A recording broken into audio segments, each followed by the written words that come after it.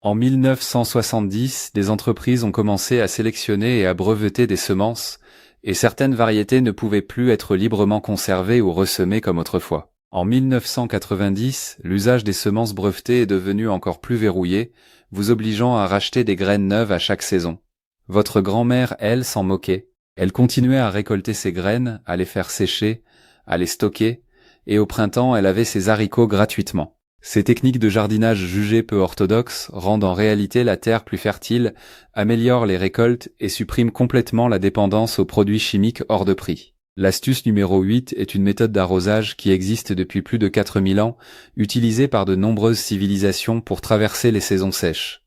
Le numéro 13 était si efficace qu'il a fini par être découragé à grande échelle. Nos grands-parents ont survécu grâce à ces conseils, jusqu'à ce qu'une industrie qui préfère vous vendre du terreau enrichi en sac plutôt que de vous apprendre à le faire vous-même les rende peu à peu compliqués à appliquer. Découvrons ensemble 25 astuces de jardinage géniales venues d'autrefois. Ce que vous allez apprendre n'est pas dépassé, c'est l'histoire vraie de nos campagnes et la clé pour retrouver votre autonomie juste au fond de votre jardin. Désherber au vinaigre. Éliminez les mauvaises herbes jusqu'à la racine avec un simple ingrédient de votre placard de cuisine.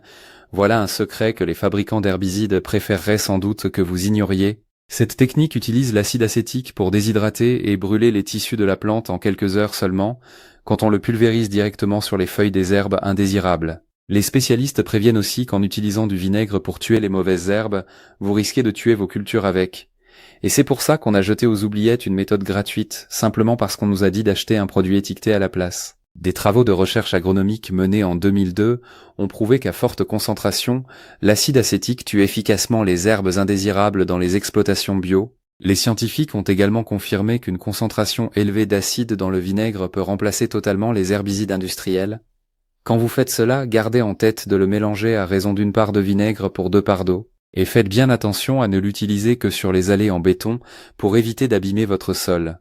Le moment idéal, c'est par temps chaud et ensoleillé quand la lumière du soleil accélère au maximum la déshydratation. Et c'est ainsi que nos aïeux gardaient leurs allées propres sans nuire aux plantes ni à l'eau alentour. Conservez ces graines. Ce n'est pas un simple passe-temps. C'est ainsi que le jardinage fonctionne de façon durable depuis des siècles. Votre grand-mère laissait 1 ou 2 pieds de haricots grimpants monter en graines à la fin de l'été. Faisait sécher les gousses sur le rebord de la fenêtre de la cuisine et rangeait les graines dans de vieilles enveloppes annotées au crayon. Au printemps suivant, elle avait des haricots gratuits, issus de plants parfaitement adaptés au sol et au climat de la région. Sauf que les semenciers modernes ont changé les règles du jeu en vendant des graines hybrides F1. Ces variétés ne reproduisent pas fidèlement la plante l'année d'après, ce qui vous oblige à racheter des graines chaque printemps. Ce n'est pas un hasard, mais un modèle économique soigneusement calculé. Aujourd'hui, l'association Cocopelli se bat pour maintenir en vie les vieilles variétés à pollinisation libre, car ce sont celles dont vous pouvez récolter les graines vous-même. La plupart des jardiniers d'aujourd'hui ne font pas la différence entre les anciennes graines et les F1, ce qui les enferme dans le cycle sans fin de l'achat et du gaspillage. Conserver ces graines vous fait non seulement économiser environ 3 € par sachet, mais permet aussi de préserver un patrimoine biologique précieux, le miel et la cannelle pour les boutures. Par les douces après-midi ensoleillées, Mamie coupait avec soin des tiges de rosier ou des rameaux de jasmin. Ein kurzes Wort, bevor ich weitermache. Die alten Methoden, die meine Familie verwendet, es gibt mehr davon, als in ein einziges Video passt. Das Buch enthält den Rest, die kleinen Kniffe, die wir in der Familie behalten und nicht laut aussprechen. Es ist auf eliasoda.tom oder scanne den Code. Wenn du es willst, ist es da. Ich werde es nicht noch einmal erwähnen. Pour les multiplier grâce à 2 ingrédients sucrés du placard de la cuisine. Le miel et la cannelle en poudre sont les secrets qui font grimper en flèche le taux de reprise des jeunes plants. Le geste clé consiste à tremper le bout de la bouture dans ce mélange avant de la piquer dans le terreau de bouturage. Le miel apporte une source d'énergie riche, faite de sucre naturel et d'enzymes qui stimulent la formation des racines. La cannelle en poudre, elle, est un puissant antibiotique naturel qui tue les maladies fongiques et empêche la coupe de pourrir. Beaucoup pensaient que le miel attirerait les fourmis et abîmerait les jeunes rameaux, mais c'est en réalité une alternative bien plus douce aux hormones de bouturage chimiques et nocives. La science moderne reconnaît d'ailleurs peu à peu le remarquable pouvoir antibactérien de la cannelle en agriculture biologique. Vous obtiendrez des plantes en pot, en pleine santé, sans dépenser 1 centime en produits industriels coûteux. L'arrosage en profondeur avec un système fait maison. Beaucoup de jardiniers pensent qu'il faut se contenter d'un arrosage en surface pour éviter de détremper et de faire pourrir la terre. Mais en réalité, cette méthode fait rester l'eau uniquement dans la couche supérieure, où elle s'évapore facilement, tout en entretenant une humidité permanente au pied de la plante, ce qui favorise les maladies fongiques et rend les racines superficielles et fragiles. Même les sécheresses les plus dures ne faisaient pas faner le jardin de papy, grâce à un secret reposant sur cet arrosage en profondeur.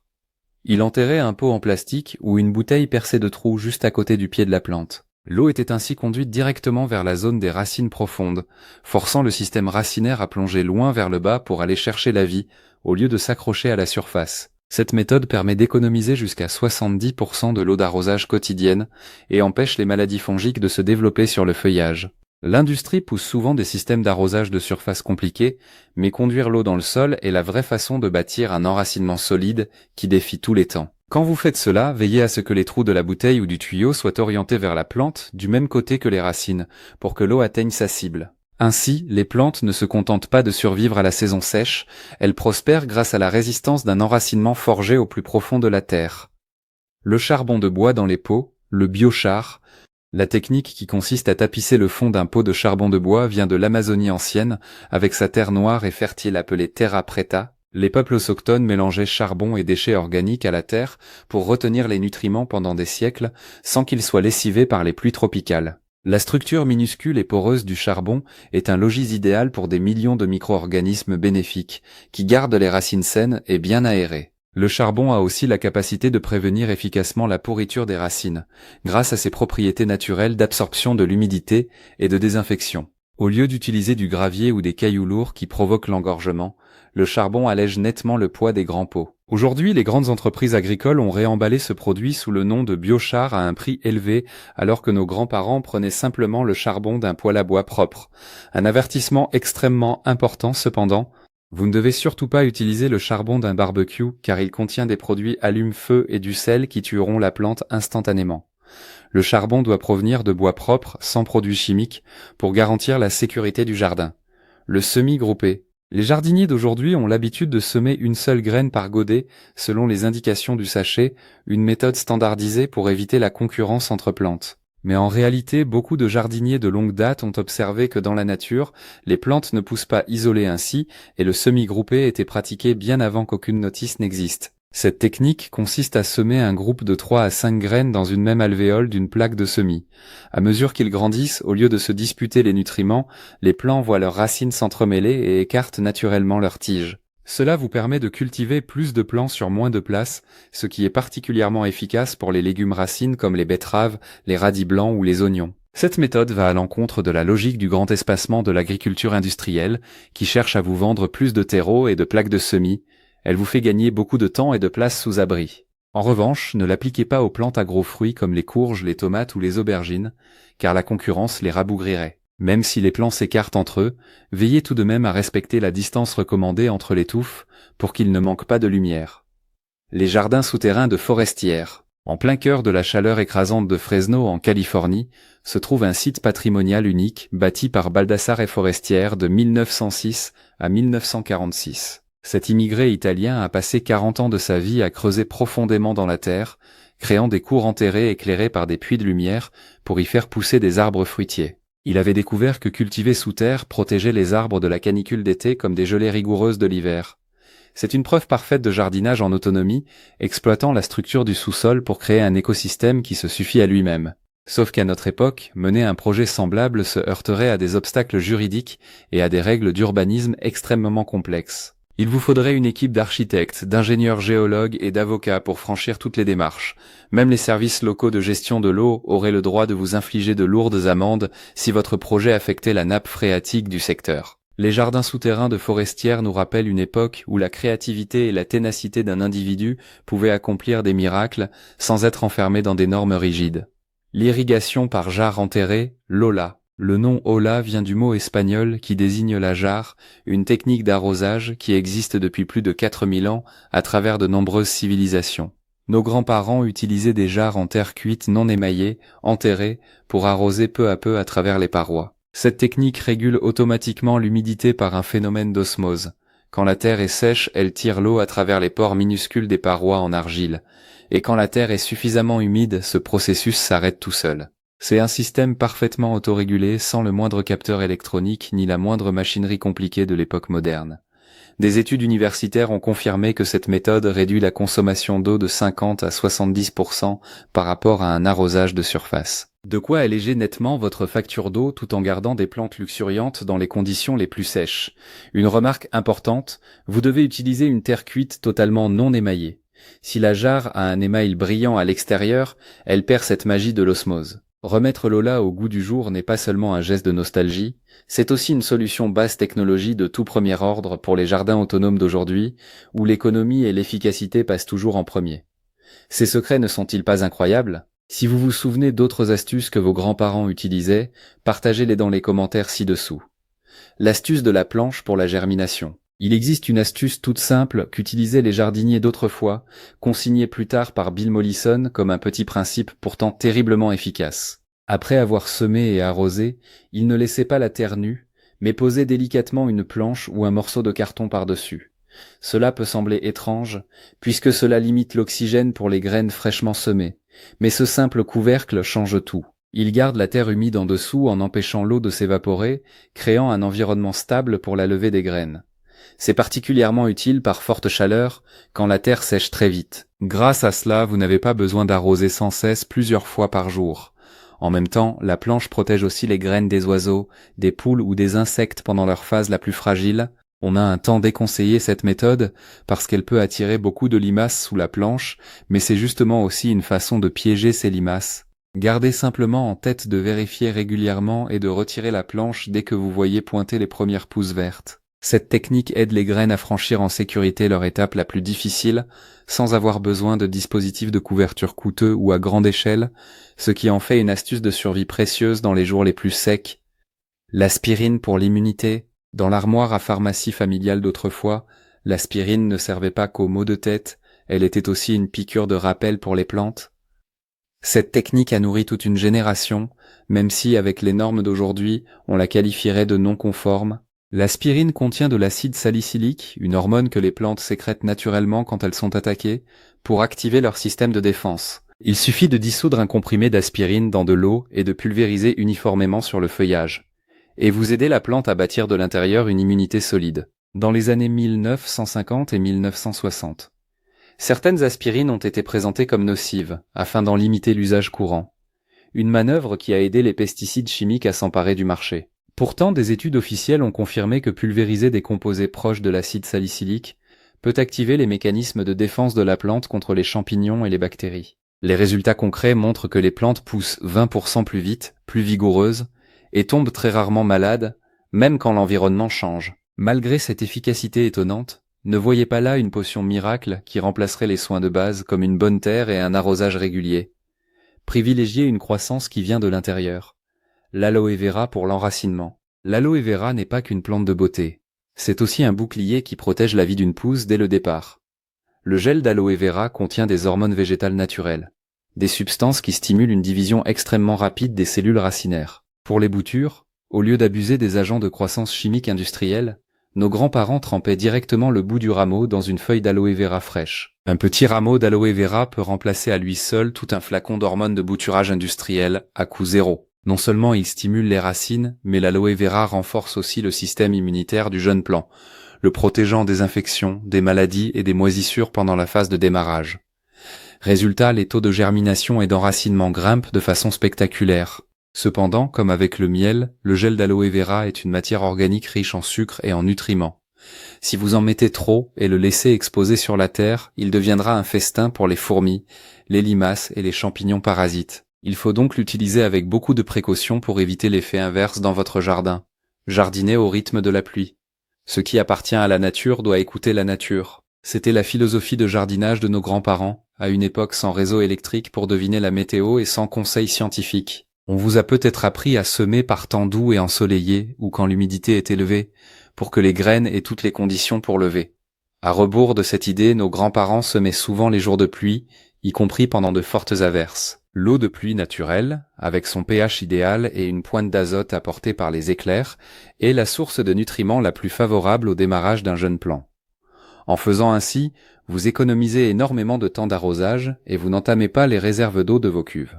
Toutefois, gardez un œil attentif sur la météo, car des pluies très violentes peuvent emporter les graines si la terre n'est pas assez stable. Cette méthode ne convient pas à tous les climats, mais dans les régions à saison des pluies régulières, c'est la façon la plus efficace d'installer un nouveau jardin durable. Attendre patiemment le moment béni offert par le ciel, voilà le secret qui gardait les jardins des générations passées toujours verts, sans le moindre système d'arrosage automatique compliqué. Recycler les nutriments de l'urine. Ce qu'on a longtemps considéré comme un déchet banni par les normes d'hygiène modernes est en réalité un or liquide qui peut doubler les récoltes. Les agriculteurs d'autrefois connaissaient bien la valeur de l'urine fraîche, car elle contient une quantité d'azote presque équivalente à beaucoup d'engrais du commerce coûteux, avec en plus du phosphore et du potassium sous une forme immédiatement assimilable par les plantes. Par le passé, cette technique a été abandonnée par crainte pour l'hygiène en ville, mais la science moderne a prouvé que, correctement utilisée, c'est une source de nutriments recyclés extrêmement sûre et efficace. Elle transformait un déchet apparent en engrais gratuit, aidant à réduire la dépendance aux industriels de la chimie. Pour l'appliquer sans risque, diluez l'urine dans l'eau à raison de 1/10 et arrosez directement au pied de la plante, jamais sur les feuilles. Le meilleur moment, c'est tôt le matin ou en fin d'après-midi, pour limiter l'évaporation de l'azote et réduire les odeurs. C'est un cycle de nutriments parfait dans les systèmes autonomes, où chaque ressource est exploitée au maximum pour nourrir la vie. Les élevages de cochons collectifs en temps de guerre. Pendant les années dures de la guerre, la solidarité entre voisins s'exprimait à travers des élevages de cochons collectifs. Les habitants s'associaient pour élever un cochon au fond du jardin avec les épluchures et les restes de la cuisine. Ces groupements se comptaient par milliers, formant l'un des systèmes de production alimentaire les plus efficaces jamais vus en zone périurbaine. Le cochon jouait le rôle d'une véritable machine de recyclage biologique. Il mangeait ce qu'on aurait jeté et fournissait un fumier riche en nutriments pour les jardins communautaires. Sauf qu'aujourd'hui, faire cela est extrêmement compliqué à cause des règles sanitaires strictes et des autorisations d'élevage. Nous avons remplacé ce système circulaire par des poubelles et des décharges, rompant le lien entre l'élevage et la culture. Même si c'est une astuce qui pourrait vous attirer des ennuis avec la loi aujourd'hui, le principe de transformer un déchet en protéines et en engrais reste une leçon inestimable d'autonomie. Le sel d'Epsom pour les tomates. Dans les jardins de nos grands-parents pendant des décennies, le sel d'Epsom a toujours été le sauveur discret des pieds de tomates. Quand ils voyaient les feuilles jaunir entre les nervures, nos grands-parents attrapaient aussitôt un sachet de sel d'Epsom dans l'armoire de la salle de bain pour régler le problème. Chimiquement, le sel d'Epsom est du sulfate de magnésium, qui corrige une carence en magnésium, un problème très courant qui empêche les plantes de bien fructifier et fait pâlir les feuilles. Les tomates sont gourmandes, elles puisent le magnésium dans le sol plus vite que la plupart des autres légumes, alors un apport au bon moment est capital. L'industrie du jardinage vend souvent des engrais spéciaux tomates à prix élevé, alors qu'un kilo de sel d'Epsom coûte bien moins cher pour un résultat équivalent. Personne n'a envie de vous dire qu'un produit pour le bain peut soigner à coup sûr les symptômes d'un pied de tomate. La recette est très simple. Dissolvez une cuillère à soupe de sel d'Epsom dans environ 4,5 litres d'eau et arrosez le pied une fois toutes les 2 semaines. Cette méthode ne vous coûte que quelques centimes, mais donne des grappes de fruits bien pleins et un feuillage vert et luxuriant, preuve que les solutions les plus efficaces se trouvent parfois dans l'armoire à pharmacie familiale.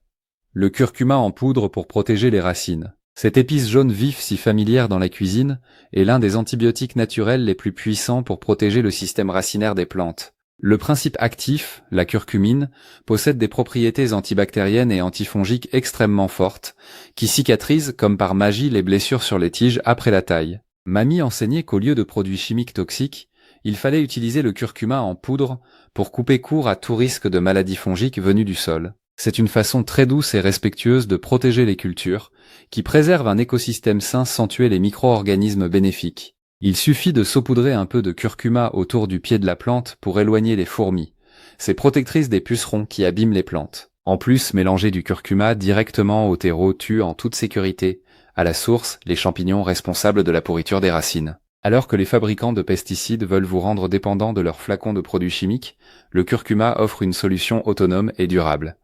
L'utiliser au jardin ne protège pas seulement les plantes, il garde aussi propre et saine la nourriture que vous mangez. C'est perpétuer la tradition de nos aïeux, qui utilisaient les plantes médicinales naturelles en agriculture. Si vous aimez ces petits voyages dans le passé, Mettez un pouce bleu et abonnez-vous à la chaîne pour ne rien manquer des prochains secrets de jardinage. L'engrais liquide de consoude. La consoude était l'arme secrète qui gardait le jardin de papy toujours chargé de fruits. Cette plante possède un enracinement qui plonge profond dans la terre et remonte des minéraux précieux que les autres plantes n'atteignent pas. Quand on fait tremper les feuilles de consoude dans l'eau, elles se décomposent en un liquide noir et épais à l'odeur bien marquée. Elle n'est pas très agréable, mais c'est le meilleur engrais gratuit et riche en potassium pour les tomates, les poivrons et les courges. Le potassium rend les fruits plus gros, plus fermes et plus goûteux. Cette méthode n'apparaît quasiment jamais dans les conseils de jardinage modernes, parce que personne ne peut vous vendre une plante qui fabrique de l'engrais gratuit à l'infini. Pourtant, la Société nationale d'horticulture de France la reconnaît comme l'un des engrais naturels les plus efficaces qui soient. La façon de l'utiliser est très simple. Diluez ce concentré noir avec de l'eau claire à raison de 1 pour 20, puis arrosez vos plantes. Planter un pied de consoude dans un coin du jardin, c'est bâtir sur place une usine d'engrais bio, qui garde le jardin fertile sans dépenser un centime en produits industriels. Le paillage au vieux papier journal. Pendant les campagnes de potager de guerre, pailler la terre avec de vieux journaux était recommandé comme une solution efficace et bon marché pour protéger les cultures. Votre grand-mère étalait des journaux mouillés entre les rangs de légumes comme si c'était la chose la plus normale du monde. Le papier journal bloque totalement les mauvaises herbes en leur coupant la lumière, tout en retenant très bien l'humidité du sol pendant les périodes sèches. En fin de saison, cette couche de papier se décompose naturellement et ajoute une matière organique précieuse à la terre. Sauf que, dans les années 1980, les jardineries ont commencé à vendre de la toile de paillage et du plastique, des matières qui ne se décomposent jamais et restent à jamais dans les décharges. On nous a convaincus de remplacer quelque chose de gratuit et biologique par quelque chose de pire, qu'en plus il faut payer. Pour bien faire, étalez le journal sur 4 à 5 feuilles d'épaisseur, arrosez-le abondamment et recouvrez-le d'une fine couche de tonte de gazon pour qu'il ne s'envole pas au vent. C'est une manière astucieuse de recycler les ressources, qui nourrit la terre de la façon la plus naturelle, sans polluer comme les paillages plastiques modernes. Fabriquer de l'engrais avec des mauvaises herbes trempées. Mamie disait qu'aucune plante n'est une mauvaise herbe. C'est juste qu'on n'a pas encore compris comment se servir de sa valeur. Au lieu de jeter les herbes qu'elle venait d'arracher, Mamie les faisait souvent tremper dans de grands fûts d'eau pour créer un purin très nourrissant. Pendant le trempage, les nutriments accumulés dans les herbes se dissolvent entièrement dans l'eau, formant un engrais liquide sombre et riche en azote. Dans les années 1990, certaines mairies ont même demandé aux gens d'arrêter cette pratique, à cause de plaintes pour les odeurs, une intervention qui a fait perdre l'habitude d'économiser les ressources. Pourtant, des chercheurs ont prouvé en 2019 que le purin d'ortie fournit des taux d'azote équivalents à de nombreuses marques du commerce. Cela confirme la sagesse des générations passées, capables de transformer un déchet en ressource précieuse. Il suffit de diluer une part de purin dans 10 parts d'eau claire pour arroser les légumes à feuilles. Cette technique ne fait pas seulement pousser vigoureusement les plantes, elle vous rend aussi totalement autonome pour votre source d'engrais, dans le vrai esprit d'un jardin autosuffisant. Les boîtes à œufs comme godets de semis. Ces boîtes à œufs en carton, une fois utilisées, Mamie les gardait souvent pour les transformer en godets de semis biodégradables parfaits. Elle remplissait chaque petite alvéole de compost et y semait une graine. Le plus grand avantage de cette technique, c'est que lorsque le jeune plant est prêt à rejoindre le jardin, il suffit de détacher chaque alvéole de carton et de planter le tout directement en terre. Le carton se décompose entièrement en quelques semaines, apportant en prime des fibres au sol. Plus important encore, cette méthode évite aux fragiles jeunes enracinements le choc de transplantation extrêmement dangereux qui survient quand on tente de sortir la plante d'un godet en plastique. Les godets en plastique des jardineries se fendent et cassent après quelques saisons et créent du gaspillage, alors que les boîtes à œufs de Mamie sont totalement gratuites et écologiques. C'est une solution sans plastique, zéro déchet et terriblement efficace. Utiliser des boîtes à œufs pour démarrer ces plants montre non seulement un esprit d'économie, mais c'est aussi la façon la plus délicate de prendre soin des jeunes plantes, assurant un départ solide à la génération suivante de votre jardin. Le marc de café pour améliorer le sol. Chaque gramme de marc de café qu'on jetterait chaque jour peut devenir de l'or noir pour votre jardin. Nos grands-parents récupéraient le marc dans les petits cafés du coin pour le répandre au pied des plantes. Le marc de café aide à faire baisser progressivement le pH du sol, ce qui convient parfaitement aux plantes qui aiment l'acidité comme les myrtilles, les azalées ou les rosiers.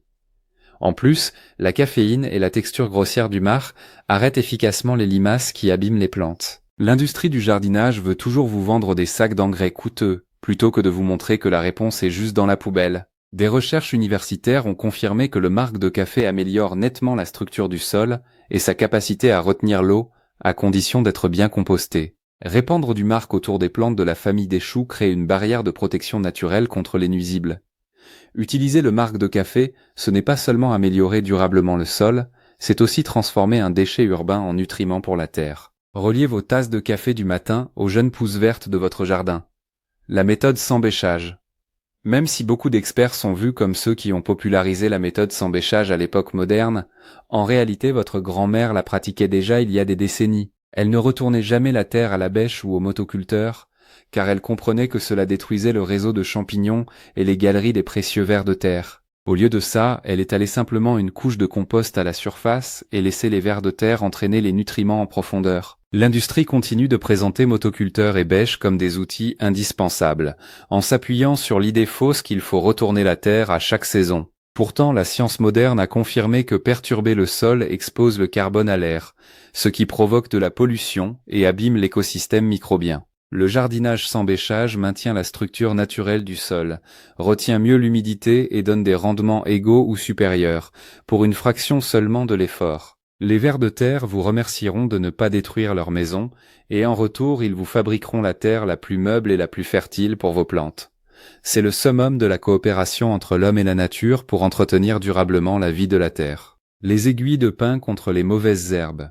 Dans les vastes forêts de pins, nos grands-parents ramassaient souvent la couche d'aiguilles sèches tombées au sol pour la rapporter à la maison et l'étaler au pied des plantes du jardin. Cette couche d'aiguilles agit comme une barrière physique solide, coupant totalement la lumière du soleil aux graines de mauvaises herbes tapies sous la terre. Sans soleil, les herbes indésirables ne peuvent pas lever, ce qui vous épargne des heures penchées à arracher les mauvaises herbes à la main. C'est une merveilleuse alternative aux désherbants chimiques toxiques que l'industrie promeut sans cesse. Au-delà de leur pouvoir désherbant, les aiguilles de pin maintiennent aussi une humidité stable dans le sol. Et en se décomposant, elles y ajoutent une bonne quantité de matière organique. Avec leur légère acidité caractéristique, les aiguilles de pin sont un choix parfait pour les plantes qui aiment l'acidité comme les fraisiers ou les rosiers. Les utiliser, c'est votre façon d'exploiter les ressources offertes par la nature pour régler l'un des problèmes les plus casse-tête du jardinier. C'est un mariage intelligent d'observation écologique et de pratiques agricoles pour créer un milieu de culture propre et riche en nutriments. Utilisez des godets à parois évasées pour les semis. Sortir un jeune plant d'un godet à paroi droite est souvent risqué, car une petite maladresse peut briser les fragiles jeunes racines. La sagesse des anciens tenait dans le choix subtil de godets à parois évasées en forme de cône tronqué. Ce dessin particulier permet à toute la motte de glisser dehors facilement et intacte quand on retourne le godet et qu'on presse doucement les côtés. Cela dissipe le mythe selon lequel il suffirait de forcer avec une cuillère pour déplacer une plante en sécurité. Quand la motte reste intacte, le jeune plant ne gaspille pas d'énergie à cicatriser des blessures, ce qui l'aide à s'adapter vite à son nouveau milieu et à continuer de pousser fort et haut. Tout le bloc de terre qui entoure les racines garde sa forme sans être dérangé ni brisé. C'est un exemple d'utilisation d'une géométrie simple pour optimiser le soin du vivant. Choisir le bon objet dès le départ décidera de la réussite ou de l'échec de la culture une fois au jardin, preuve que la finesse dans le moindre détail est le secret des maîtres jardiniers. Une stratégie de désherbage efficace. Le désherbage passe souvent pour une corvée épuisante, mais nos grands-parents en avaient fait un processus bien plus réfléchi et efficace. La stratégie de fond, c'est de désherber en plein soleil de la mi-journée. Après les avoir arrachés, ne vous précipitez pas pour jeter les herbes, laissez-les plutôt à la surface des planches surélevées ou sur le sol pour que le soleil les fasse faner. Sous la chaleur, les racines des mauvaises herbes sont totalement tuées, ce qui empêche toute repousse. Ces herbes desséchées se décomposent ensuite sur place, vous épargnant un aller-retour au composteur et rendant directement les nutriments à la terre. C'est une véritable alternative à l'abus de désherbants chimiques nocifs. Encaserez une séance de désherbage souple une fois par semaine aux heures les plus chaudes, vous garderez toujours la maîtrise de votre jardin sans trop d'efforts. Cette stratégie nous apprend à exploiter la puissance du soleil non seulement pour nourrir, mais aussi pour protéger et nettoyer le jardin de la façon la plus naturelle et la plus astucieuse. Transformer les allées de copeaux de bois en engrais, utiliser des copeaux de bois pour faire les allées du jardin, ne garde pas seulement les pieds propres, c'est aussi une stratégie de stockage de nutriments à long terme. Les grands-parents demandaient souvent des copeaux aux élagueurs du coin, une ressource habituellement vue comme un déchet et donnée gratuitement. Après 1 an ou 2 à tapisser l'allée, sous l'effet du temps et des pas, les copeaux se décomposent en un paillis incroyablement riche. À ce moment-là, il suffit de ramasser à la pelle cette couche de copeaux décomposés et de l'utiliser pour pailler vos pots ou vos planches comme un engrais organique de grande qualité. Ensuite, vous ajoutez une nouvelle couche de copeaux sur l'allée pour continuer le cycle. C'est un parfait exemple de jardinage multifonction où un matériau sert à la fois d'atout esthétique, de chemin et de réserve d'engrais. Cela vous fait économiser une grosse somme qui partirait sinon en engrais préemballés. Transformer les allées en usine à paillis organique, c'est la façon la plus futée de jardiner, en veillant à ce que le jardin soit toujours nourri par les ressources déjà présentes autour de vous. Ces techniques ne parlent pas seulement de jardinage, elles sont l'héritage de résilience et de compréhension profonde de la nature que la génération précédente nous a laissé. Des jardins ouvriers au potager partagé, ces valeurs ont longtemps été le socle de la vie à la française, aidant les gens à être autonomes et reliés à la terre. Si cette vidéo a ravivé de beaux souvenirs du jardin de vos grands-parents, mettez un pouce bleu et abonnez-vous pour poursuivre avec nous ce voyage à la sauvegarde de ces précieuses traditions.